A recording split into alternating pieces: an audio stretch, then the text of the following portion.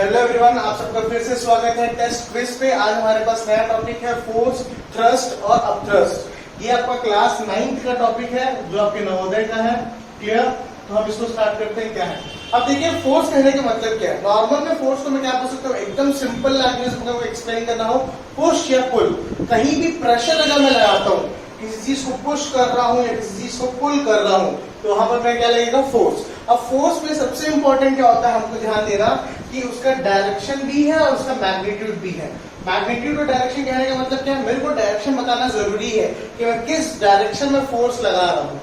क्यों मेरे को डायरेक्शन बताना जरूरी है, क्योंकि देखो फोर्स को कैसे डिनोट करोगे आप, फोर्स का फॉर्मूला होता है मास इनटू एक्सीलरेशन।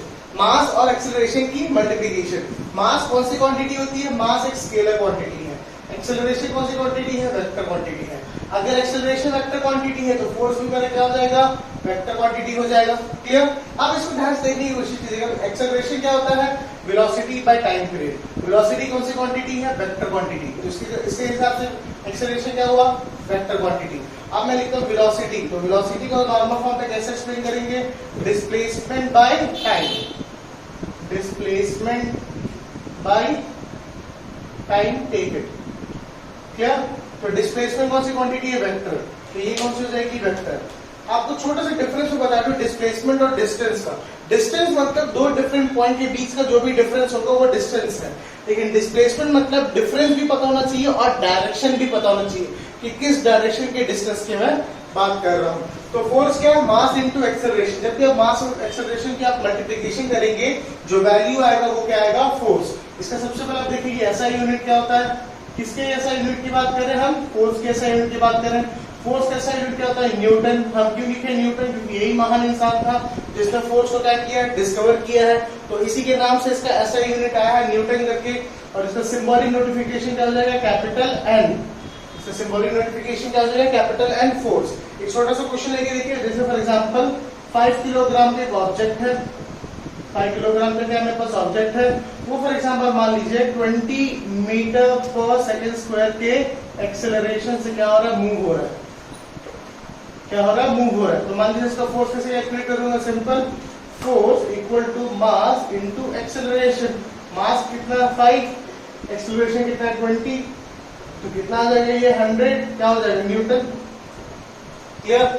एकदम सिंपल है फोर्स को डिफाइन करना और यूज करना। बस एक चीज हमेशा रखिएगा कि फोर्स मेरा कौन सा क्वांटिटी है, फोर्स मेरा वेक्टर क्वांटिटी।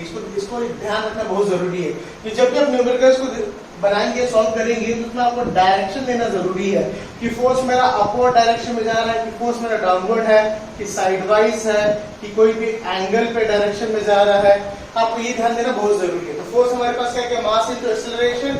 मास मेरा स्केलर क्वांटिटी है, एक्सेलरेशन मेरा वेक्टर क्वांटिटी है। इसके हिसाब से फोर्स भी क्या हो गया, मेरा वेक्टर क्वांटिटी। फोर्स का ऐसा यूनिट क्या होता है, न्यूटन। और फोर्स को हिंदी में हम क्या बोलेंगे, बल। क्लियर? अब नेक्स्ट टॉपिक पे हम चलते हैं फोर्स के बाद, उसको आप लिख लीजिए अपनी कॉपीज पे। नेक्स्ट टॉपिक पे हम चलते हैं। नेक्स्ट टॉपिक हमारे पास अवेलेबल है, वो है थ्रस्ट। अब आप देखिएगा कि थ्रस्ट क्या होता है और अपथ्रस्ट क्या होता है।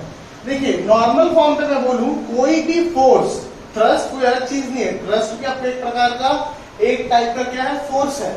लेकिन मैं थ्रस्ट को अच्छे फॉर्म पे कैसे डिफाइन करूंगा, ये ध्यान से देखिएगा। जो मैंने थ्रस्ट लिखा है, जो मेरा थ्रस्ट है, थ्रस्ट मतलब जमा समझिएगा कि मैं प्यास हूं, थ्रस्ट ही अलग है। प्यास और थ्रस्ट अगर ये अलग है। थ्रस्ट कहने का मतलब होता है जो मेरा फोर्स लग रहा है हमेशा कौन से डायरेक्शन पे, एक डाउनवर्ड डायरेक्शन पे। क्लियर? थ्रस्ट या दोनों अलग अलग नहीं अलग है, थ्रस्ट और अपथ्रस्ट। अपथ्रस्ट मतलब होता है ऊपर की डायरेक्शन का, थ्रस्ट मतलब होता है डाउनवर्ड की डायरेक्शन में। अगर कोई भी फोर्स एक डाउनवर्ड डायरेक्शन में लग रहा है तो वो मेरा क्या है, थ्रस्ट। जैसे मान लीजिए डस्टर यहाँ पर मैं रखा हूँ, ये डस्टर को मैं ऊपर से क्या कर रहा हूँ, पुश कर रहा हूँ। जो डाउनवर्ड जो फोर्स लग रहा है उसके ऊपर, ऐसा डाउनवर्ड जो फोर्स लग रहा है वो क्या है, मेरा थ्रस्ट। थ्रस्ट इस अर्थ के सारे ऑब्जेक्ट पे एप्लीकेबल है।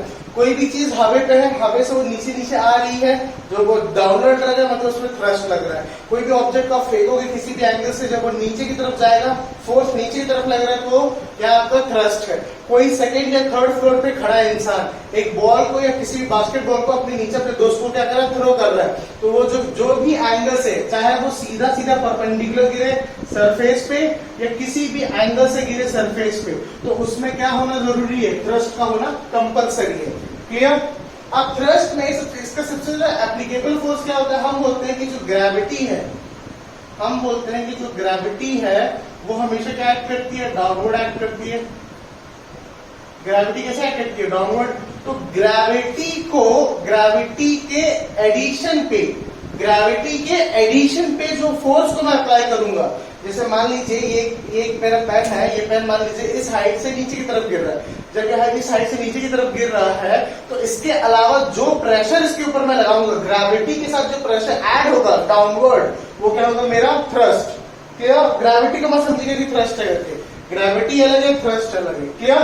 अब नेक्स्ट टॉपिक में हमारे पास आते हैं, हमारे पास क्या है टॉपिक? अब थ्रस्ट। अब थ्रस्ट मतलब क्या? थ्रस्ट होता हमने सुना, हमने समझा कि थ्रस्ट मतलब ऐसा फोर्स जो कैसे एक्ट करे? डाउनवर्ड एक्ट करे।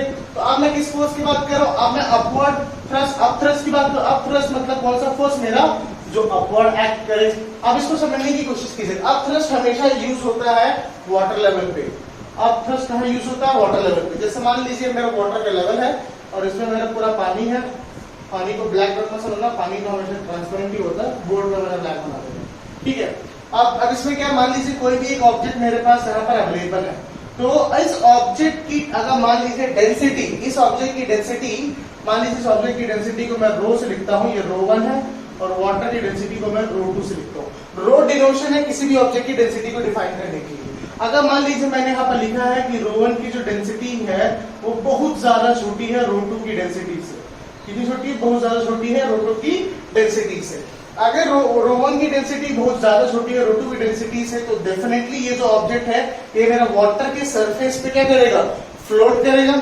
जब ये वाटर के सरफेस पे फ्लोट करेगा, इस पे जो एक अपवर्ड फोर्स लगेगा, इस ऑब्जेक्ट पे जो अपवर्ड फोर्स लगेगा ताकि ऑब्जेक्ट वाटर के लेवल पे आए, उसी अपवर्ड फोर्स को क्या बोल गया?